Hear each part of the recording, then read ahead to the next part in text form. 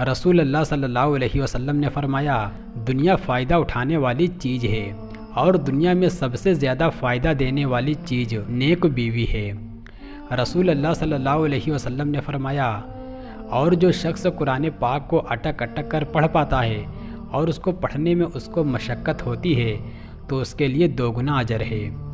رسول اللہ صلی اللہ علیہ وسلم نے فرمایا، جب بندہ نماز کے لیے کھڑا ہوتا ہے تو اس کے سارے گناہ لا کر اس کے سر اور کندھوں پر رکھ دیے جاتے ہیں۔ جب بھی وہ رکوع اور سجدہ کرتا ہے تو وہ گناہ اس سے گر جاتے ہیں۔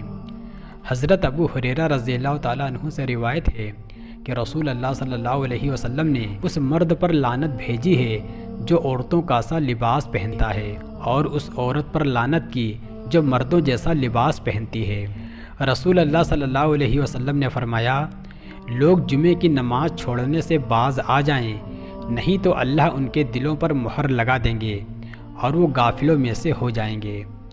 رسول اللہ صلی اللہ علیہ وسلم نے فرمایا، دعا نفع پہنچاتی ہے اور ان بلاؤں کو ٹالتی ہے جو نازل ہو چکی ہیں، اور ان بلاؤں کو بھی جو ابھی نازل نہیں ہوئی، اس لیے تم لوگ دعاؤں کا اہتمام کرو۔ رسول اللہ صلی اللہ علیہ وسلم نے فرمایا، جنت میں ایسے لوگ داخل ہوں گے جن کے دل چڑیوں کی طرح نرم ہوں گے۔ رسول اللہ صلی اللہ علیہ وسلم نے فرمایا، جب انسان مر جاتا ہے تو اس کا عمل موقوف ہو جاتا ہے، مگر 3 چیزوں کا ثواب جاری رہتا ہے۔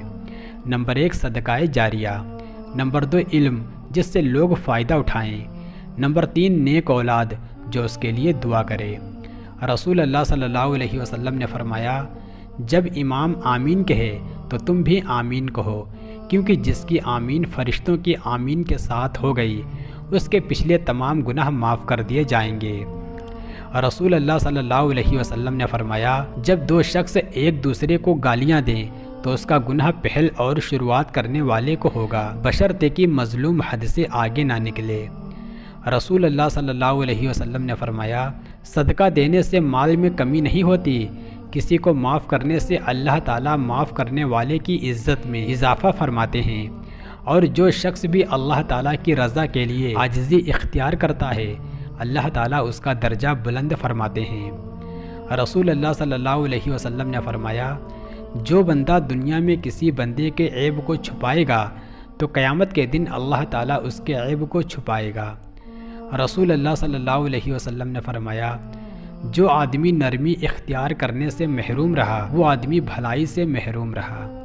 رسول اللہ صلی اللہ علیہ وسلم نے فرمایا، اے عائشہ، اللہ تعالیٰ رفیق یعنی آسانی کرنے والے ہیں اور رزق اور نرمی کو پسند کرتے ہیں۔ وہ نرمی کی وجہ سے اتنی چیزیں عطا فرماتے ہیں جو سختی یا کسی اور وجہ سے عطا نہیں فرماتے۔ حضرت ابو ہریرہ رضی اللہ تعالیٰ عنہ سے روایت ہے کہ نبی صلی اللہ علیہ وسلم سے عرض کیا گیا، مشرک لوگوں کے خلاف بد دعا کیجیے۔ آپ نے فرمایا، مجھے لعنت کرنے والا بنا کر نہیں بھیجا گیا، مجھے صرف رحمت بنا کر بھیجا گیا ہے۔ رسول اللہ صلی اللہ علیہ وسلم نے فرمایا، بہت زیادہ برا شخص وہ ہے جو 2 روکھا ہو یعنی 2 گلا ہو، کچھ لوگوں کے ساتھ ایک چہرے سے ملاقات کرے اور کچھ لوگوں سے دوسرے چہرے کے ساتھ ملاقات کرے۔